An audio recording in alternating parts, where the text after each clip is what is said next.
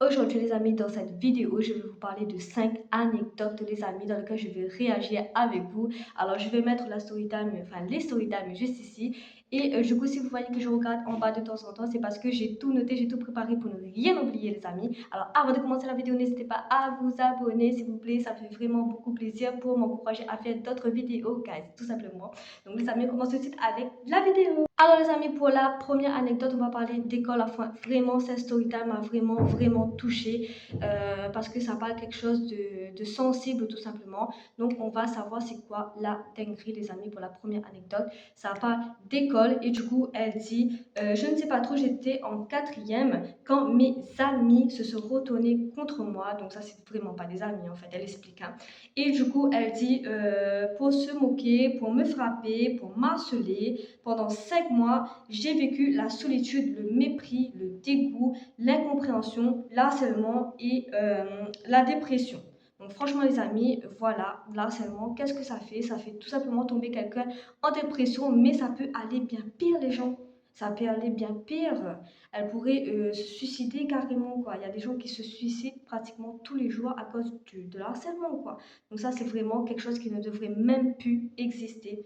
Donc voilà les gens, si vous êtes harcelés, n'hésitez pas à en parler puisque c'est vraiment quelque chose de grave, d'accord?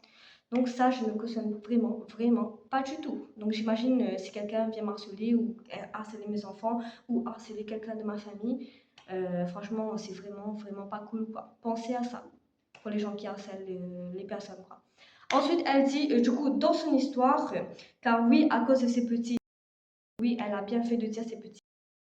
Je suis tombée en dépression pendant 9 mois. 9 mois, les amis. Ça fait presque un an. Donc, cette fille, elle est vraiment traumatisée, en fait. Il y a des gens qui sont traumatisés toute leur vie, en fait, parce que c'est vraiment un trauma. Ensuite, elle dit, aujourd'hui, je suis plus forte et je suis plus sûre de moi. J'ai littéralement changé après ma dépression et je suis pleinement heureuse. Alors franchement, je suis contente qu'elle soit sortie de sa dépression parce que franchement, les amis, c'est quelque chose qui est très compliqué à s'en sortir et je suis vraiment trop contente pour elle. Alors, elle a un petit message à faire passer également. Elle dit, alors si un jour, toi aussi, si tu vas vraiment très mal, dis-toi qu'il y aura toujours de la lumière au bout du tunnel. Alors, franchement, ça touche vraiment beaucoup puisqu'elle explique si quelqu'un est dans ce cas, il y aura toujours la lumière au bout du tunnel que vous allez trouver forcément une solution. Mais surtout, n'hésitez pas à en parler, les amis. Ensuite, les amis, on va passer à la deuxième anecdote qui va parler de colocation. Des colocations, oui, vous avez compris, les amis. Alors, en fait, elle dit dans son histoire, c'était une colocataire qui n'avait jamais touché à un produit d'entretien de sa vie, enfin les produits ménagers, vous avez capté. Et du coup, on attend la dinguerie. Hein. Une autre qui dévorait absolument tout dans le frigo. Franchement, j'aurais pété un câble. Imagine que je paie les cochons et tu bouffes mes repas. Surtout que moi, j'adore manger. Non, mais franchement, j'aurais pété un câble. Surtout si je suis en colocataire. Non, ça marche pas. Vraiment pas avec moi. Franchement, j'aurais vite soit déménagé, soit pété un câble tous les jours. Alors, je sais pas comment vous aurez réagi, mais ça me saoulerait, quoi. Et surtout, je suis une personne très maniaque. J'adore nettoyer à chaque fois parce que j'accepte pas la saleté, tout simplement.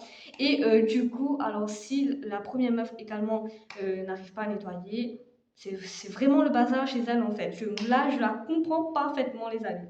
Ensuite, elle dit, comme la première meuf qui n'avait jamais touché un produit d'entretien de sa vie, se maquillait beaucoup. Il y avait beaucoup de fond de teint sous toute forme, partout, dans l'évier, autour et sur le miroir. Non, franchement, les gens, franchement, j'aurais pété un câble littéralement. Comment vous aurez réagi si tous les jours vous avez une colocataire qui nettoie pas et surtout, du coup, voilà quoi, qui mange tout dans le frigo, quoi. C'est vraiment grave chiant. J'aurais soit déménagé, comme je vous disais, ou soit, du coup, m'énerver tous les jours, parce que franchement, j'aurais pas su, quoi. Donc, du coup, les amis, on passe à la troisième anecdote, les amis, pour une découverte dégueu en nourriture, les amis. Est-ce que ça vous est déjà arrivé de trouver quelque chose sur votre nourriture que vous avez acheté en restaurant? Je ne sais pas. N'hésitez pas à écrire votre histoire en commentaire, tout simplement. Comme ça, on pourra réagir du coup avec ces anecdotes, les amis. Alors, cette personne-là, elle dit, il m'est arrivé il y a quelques années, avant d'ouvrir une boîte de sardines, et d'y trouver quelque chose qui ressemblait étrangement à ça. Donc je vais vous mettre la photo. Un grand là, enfin un cafard. Non, franchement, horrible les amis, ça c'est ma phobie. Les cafards, c'est vraiment ma phobie. Alors quand je vois une, au lieu de la tuer, je cours, je me cache. Et du coup, elle explique ses réactions, enfin mes réactions. Mou de dégoût, envie de dégueuler. J'ai tout mis dans un sac poubelle. Ensuite, j'ai déversé la poubelle dans la poubelle de l'immeuble. Donc voilà, je vous parle d'un temps, etc. Inutile de vous préciser que depuis ce jour, quand j'ouvre une boîte de sardines, je vérifie toujours s'il n'y a pas un alien caché à l'intérieur. Alors franchement, là, je comprends. Hein, à chaque fois que tu rouvres une boîte de sardines, là, hop, tu regardes s'il n'y a pas un cafard dedans, puisque franchement, ça reste un trauma, quoi. J'imagine. Franchement, les gens, j'imagine. Hein. C'est ouf quand même. Hein. Est-ce que vous avez vécu, est-ce que vous avez déjà vécu ça? Alors pour ma part, non, je ne pense pas. De mes souvenirs, non. Trouver quelque chose dans un repas, etc. Non, pas encore. Du moins, j'espère que je n'en jamais trouvé. Donc voilà les amis, en tout cas, on va passer à l'anecdote suivante. Alors les amis, pour la quatrième anecdote, c'est toujours une découverte dégueu en nourriture. Franchement, on continue sur ça, c'est vraiment fou quoi. Donc du coup, la personne, elle dit, j'ai trouvé une carapace de scarabée. Franchement, les insectes dans la nourriture, s'il vous plaît. S'il vous plaît. Alors là, du coup, elle a trouvé un carapace de scarabée dans un yaourt industriel. Oh là là, mais franchement, à la framboise en plus. Du coup, j'imagine trouver ça dans un yaourt. Franchement, j'aurais pu manger le yaourt, quoi. Enfin, j'aurais pu manger tout le pack de yaourt même. Donc voilà quoi. Et elle dit, mais attendez. Mais le pire, un jour que je mangeais des chips, je suis tombée sur une chips avec une grosse bulle. Et je ne sais pas pourquoi, j'ai percé cette bulle avant de l'avaler, la chips. Et elle contenait un petit éclat de métal. Ah, franchement, là, genre, ça c'est dangereux par contre. Hein. Les entreprises comme ça qui ne font pas attention, qui ne font pas de vérification. Enfin, je ne sais pas, je juge, mais je ne sais pas comment on fait les vérifications, mais c'est vraiment dangereux. Quelqu'un peut mourir, quoi. Un bout de métal dans le chips, quoi. La personne a vraiment eu la chance de percer cette petite bulle. Parce que moi, je vois des petites bulles sur les chips, mais je ne fais pas vraiment attention de la percer, quoi. Donc, la personne, elle dit, c'était un bout de métal extrêmement pointu.